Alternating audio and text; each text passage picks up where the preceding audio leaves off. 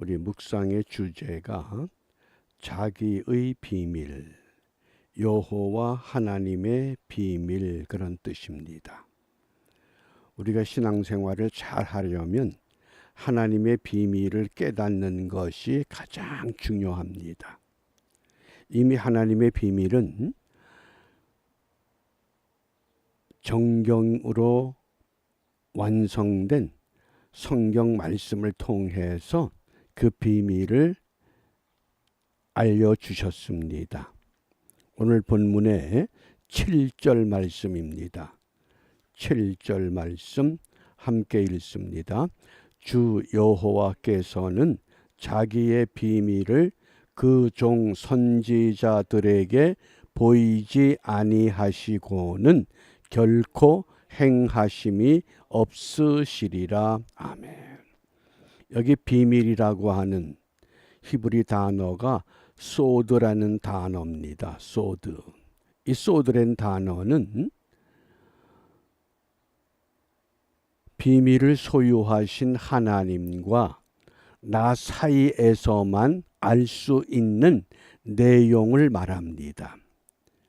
그래서 영어 성경에서 은밀한 협의, Secret Counsel, 또 이 잠언 15장 22절에서 아주 밀접한 사람들 사이에서 이루어지는 은밀한 일을 말합니다. 또 욥기 19장 19절에서는 가까운, 이런 뜻으로도 번역이 됐습니다. 아주 가까운 사이에서만. 우리가 흔히 어떤 소문이 있을 때에 그 소문에 대해서 이렇게 전달합니다. 이거 내가 너에게만 알려주는 이야기인데 다른 사람한테는 말하지 말고 너만 알고 있어. 그게 소드라는 비밀입니다. 그러면 이런 비밀을 그 종 선지자, 개인이 아니라 그 종 선지자들, 복수가 됐습니다. 여러 선지자들에게 하나님의 비밀, 이것을 알려주신다고 말씀하십니다. 그러면 그 비밀의 내용이 무엇이냐? 1절에 보면 이스라엘 자손들아, 이스라엘 자손들, 남은 유다고 북은 이스라엘이니까 북쪽만 해당되는 것이 아니라 남과 북을 통틀어서, 우리가 한민족 그러면 남한과 북한을 통틀어서 한민족입니다. 북한 따로 남한 따로가 아닙니다. 이스라엘 자손들아, 여호와께서 너희에 대하여 이르시는 이 말씀을 들으라. 어떤 말씀? 애굽 땅에서 인도하여 올리신 모든 족속, 그러니까 남쪽 유다도 북쪽 이스라엘도 모두 애굽 땅에서 구원해 내신 하나님의 백성이라고 하는 말씀입니다. 그러니까 북쪽 이스라엘만 부른 것이 아니라 모든 이스라엘 백성. 그런데 흥미로운 것은 여호와께서 너희에 대하여 이렇게 소개가 됩니다. 그런데 이 개역 한글에서는 이 대하여를 좀 더 정확하게 번역을 했습니다. 이스라엘 자손들아, 여호와께서 너희를 쳐서, 그냥 평범하게 말씀하시는 것이 아니라 쳐서, 뭡니까? 하나님의 징계와 하나님의 진노와 하나님의 심판을 통해서 좀 더 구체적으로 정확하게 말씀하시겠다, 그 뜻입니다. 그걸 이 현대인들에게 이해하기 좋게 하기 위해서 개역 한글에서는 대하여 그랬지만은 사실은 이 옛날 번역 쳐서, 이게 더 의미가 우리에게 직접 와 닿는 말씀이 되겠습니다. 그러면 왜 친다고 그러시느냐? 왜 하나님이 자기 백성들을 애굽에서 구속해 낸 후에 그들을 왜 징계하시는가? 그 이유가 있었습니다. 2절 말씀입니다. 2절, 함께 읽습니다. 내가 땅의 모든 족속 중에 너희만 알았나니. 많은 백성들이 있는데 너희만 알았다. 하나님께서 이스라엘을 선택하신 이유가 무엇 때문이라고 하셨습니까? 신명기 7장 7절에 보면 너희가 다른 민족보다 수효가 많기 때문이 아니라 모든 민족 중에 가장 적은 자다. 이게 하나님의 방법입니다. 가장 적은 것을 들어서 가장 많은 것을 이기게 하십니다. 가장 연약한 것을 들어서 가장 강한 것을 넘어뜨리십니다. 그러니까 어린 목동 다윗이 골리앗이라고 하는 가장 강한 것을 무너뜨리게 하신 겁니다. 이게 하나님의 방법입니다. 왜? 세상 방법과 하나님의 방법이 확실히 다르다고 하는 것을 보여주시는 겁니다. 너희만 알았나니. 그러므로 내가 너희 모든 죄악을 너희에게 보응하리라. 그래서 공동 번역에서는 너희만 골라내었다. 또 새 번역에서는 너희만 선택하였다. 이렇게 번역합니다. 그러면 너희만 선택했기 때문에 이 비밀을 알려주시는 겁니다. 이것을 하나님의 특별한 선택의 은혜라고 말씀을 합니다. 하나님의 특별한 선택의 은혜. 그러면 과거의 이스라엘만 하나님의 특별한 선택을 받았습니까? 오늘 나는 어떻습니까? 나는 하나님의 특별한 선택을 받을 만한 큰 것도 강한 것도 많은 것도 이 세상 어느 것도 갖춘 것이 없습니다. 그럼에도 불구하고 나를 선택하시고 사랑해 주셨습니다. 그 이유를 성경은 4가지로 말씀합니다. 첫 번째는 하나님의 특별한 소유다. 하나님의 특별한 소유. 출애굽기 19장 5절, 말라기 3장 17절입니다. 두 번째는 제사장 나라로 세우기 위해서. 출애굽기 19장 6절입니다. 첫 번째는 하나님의 특별한 소유다. 제사장 나라다. 세 번째는 여호와의 백성이다. 하나님의 거룩한 백성이라는 겁니다. 사사기 5장 11절, 사무엘하 14장 13절. 그리고 네 번째가 너희는 거룩한 백성이다. 거룩한 삶을 살아서 거룩한 백성이 아니라 하나님이 택했기 때문에 거룩한 백성의 반열에 세워졌습니다. 그러므로 거룩한 백성의 길을 가야만 합니다. 왜? 특별하게 선택했기 때문에 그렇다고 말씀합니다. 이것을 신약에 와서 사도 베드로는 어떻게 말씀했습니까? 우리가 잘 아는 말씀 있죠? 베드로전서 2장 9절입니다. 베드로전서 2장 9절 함께 읽습니다. 오직 너희는 택하신 족속이요 왕 같은 제사장들이요 거룩한 나라요 그의 소유된 백성이니 이는 너희를 어두운 데서 불러내요. 어두운 데서, 죄 가운데서, 사망 가운데서 불러내어 그의 기이한 빛에 들어가게 하신 자의 아름다운 덕을 선전하게 하려 하심이라. 죄와 사망의 음침한 골짜기에서 불러내서 기이한 빛, 생명의 빛, 생명의 삶 가운데 우리를 집어넣은 까닭은 이 아름다운 복음, 아름다운 소식을 전하게 하려는 하나님의 특별한 계획 때문이라고 말씀하신 겁니다. 이게 우리가 오늘 이 시대를 살아야 할 그리스도인의 마땅한 본분인 줄 압니다.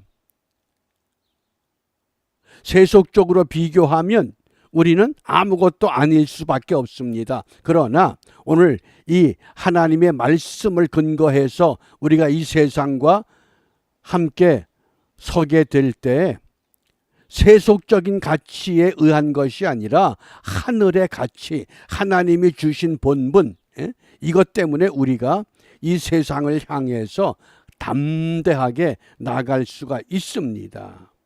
그런데 어떻게 됐다고 말씀을 합니까?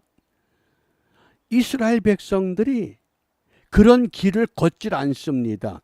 14절과 15절에 보면 내가 이스라엘의 모든 죄를 보응하는 날에 베델의 제단을 벌하여 그 제단의 뿔들을 꺾어 땅에 떨어뜨리고 겨울 궁과 여름 궁을 치리니 상하 궁들이 파괴되며 큰 궁들이 무너지리라. 여호와의 말씀이니라.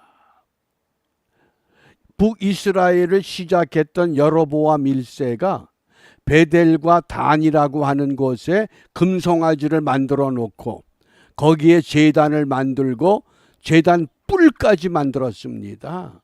제단 뿔은 성전에만 있어야 됩니다. 그 제단 뿔이 뭡니까? 세상에서 죽을 죄를 지었던 사람일지라도 그 제단 뿔을 부여잡으면 용서받을 수 있는 은총의 기회를 상징하는 겁니다. 그런데 백성들을 예루살렘 성전으로 보내지 않게 하려고 베델에 단을 쌓습니다. 그러니까 모든 죄를 보응하는 날에, 심판하는 날에 제단의 뿔을 꺾어버리겠다는 겁니다. 더군다나 겨울궁과 여름궁, 가난한 백성들은 집 한 칸 없이 떠돌이 삶을 살 수밖에 없는데 사치스럽게 겨울에 거하는 궁이 따로 있고 여름에 거하는 궁이 따로 있다 그럽니다. 뉴욕에서 그런 이야기를 하죠. 날이 좀 추워질 때는 저 플로리다 집에 가서 살다가, 그게 뭡니까? 그게 겨울궁과 여름궁이라는 겁니다. 계절 따라서 지내기 좋은 집에 가서 누가 그럽니까? 지도자들이, 부자들이. 그래서 상하궁들이 파괴되고 큰 궁들이 무너진다. 이게 무너진다, 파괴된다, 완전히 소멸시킨다, 없어버린다, 그 뜻입니다. 누가? 여호와의 말씀이다. 무엇 때문에? 그 이유가 10절에 나타납니다. 우리 10절 말씀 함께 읽습니다. 자기 궁궐에서 포학과 겁탈을 쌓는 자들이 바른 일을 행할 줄을 모르느니라. 이는 여호와의 말씀이니라. 잘 보셔요. 일을 잘하는 것이 문제가 아니라 바르게 하느냐, 바른 일을 행할 줄을 모른다 그랬습니다. 어떻습니까? 오늘 우리가 신앙생활이, 오늘의 교회가 하나님 앞에서 잘하는 교회입니까? 바르게 하는 교회입니까? 어떻습니까? 우리의 이 간음의 기준이 분명해져야 됩니다. 공자가 이 한문자로 군주민수라고 하는 말을 했습니다. 군주민수. 군은 뭡니까? 다스리는 사람, 지도자, 왕입니다. 왕은 주, 배와 같고 백성은 물과 같다, 이런 뜻입니다. 군주가 백성들을 잘 다스릴 때는 그 백성들이 아주 평온한 물 같지만은 군주가 잘못할 때는 백성들이 물을 파도를 일으켜서, 풍랑을 일으켜서 군주를 뒤집어 엎는다는 겁니다. 그러니까 무슨 얘기입니까? 지도자들이 바르게 해야 된다. 믿음의 사람들이 바른 신앙생활을 해야만 한다, 그 뜻입니다. 바른 일을 행할 줄 모르는 세대가 됐습니다. 오늘 이 아침에 선지자 아모스를 통해서 왜 북이스라엘 왕국을 향해서 이렇게 평범한 목자로 살다가 하나님의 말씀을 받아서 외쳐야 됩니까? 왜 그렇습니까? 선지자들이 말씀을 바르게 전하지 않기 때문에 하나님은 이 아모스를 일으켜 세운 겁니다. 너희들 하나님이 원하는 것이 이것이 아니지 않느냐.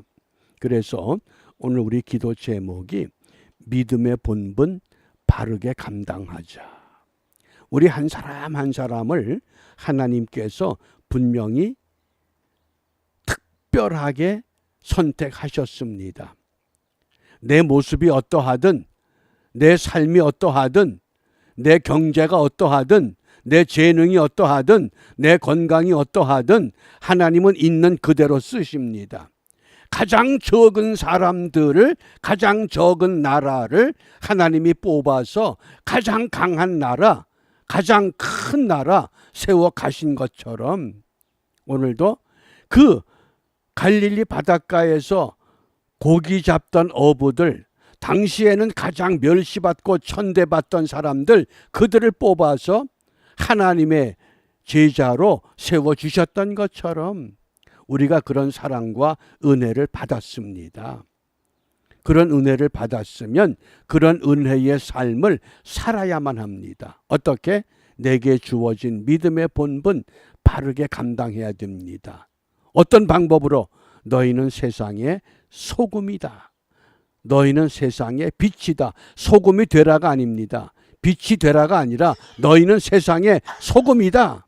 그런데 소금이 소금의 역할을 하지 못하면 발에 밟힐 수밖에 없습니다. 이것이 주님께서 우리에게 주신 메시지입니다. 그러므로 오늘 우리 이 아모스 3장을 묵상하면서 나에게 주신 특별한 은혜를 바르게 감당할 수 있는 믿음의 사람으로 우리가 바르게 세워져서 세상을 향한 믿음의 이정표, 하늘나라의 이정표로 아름답게 세워지는, 바르게 세워지는 은혜를 함께 누리시기를 바랍니다. 기도합니다. 은혜로우신 아버지 하나님, 가장 적은 것을 선택하여 가장 큰 것을 이기게도 하시고 다스리게도 하시는 역설적인 하나님의 은혜와 사랑을 힘입고 오늘도 저희들 한날의 삶을 시작하려고 합니다. 저희들을 통해서 이루기를 원하시는 하나님의 큰 구원의 계획 바르게 깨닫게 하시고 우리가 깨닫는 대로 바르게 신앙생활을 감당함으로 하나님의 뜻이 하늘에서 이룬 것 같이 땅에서도 이루어가는 일에 승리하는 우리 모두가 되도록 축복하여 주시옵소서. 예수님 이름으로 기도합니다. 아멘.